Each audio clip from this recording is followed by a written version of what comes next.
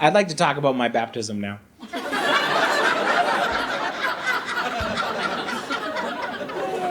That's my favorite line in my show because it makes everyone uncomfortable.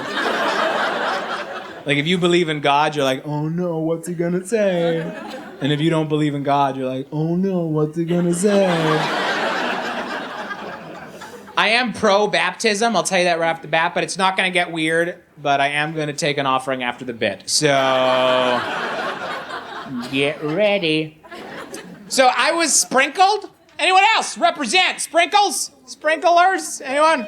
Wow, all right, nice, sweet. So I was sprinkled, and before you can get baptized, you have to give a testimony. Generally, unless it's like an accidental baptism, right? If you're walking by a lake and there's a pastor there and he trips you and then you're just, no speech required. But I gave my testimony to my pastors and they loved it. I'm a pretty good public speaker. But there was a line in my testimony that said this: I loved the Lord, I just needed a kick in the butt.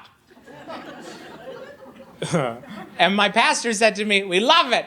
Great testimony, just take out the butt. And then he emphasized the double T butt.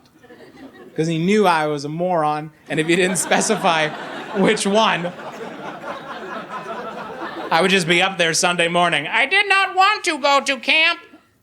I did.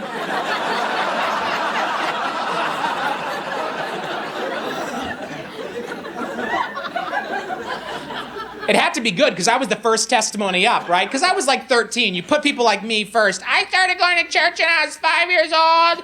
The hardest part of my life was when I really wanted to play soccer, but nobody picked me for soccer.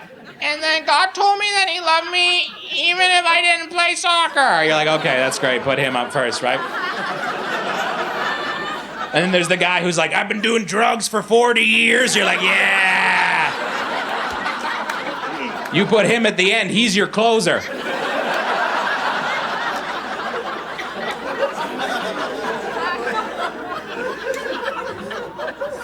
I walked down the aisle to the song from Oh Brother, Where Art Thou? It was a big year for that movie. Yeah, so I walked down to As I went down to the river to pray, studying about that good way, who shall wear the starry crown?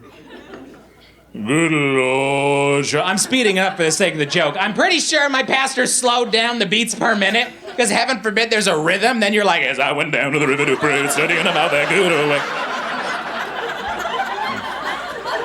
If you dance down the aisle at a Mennonite baptism, they don't let you get baptized. That's how that works. The dude in the pew with a hook, you're not ready, and he pulls you in.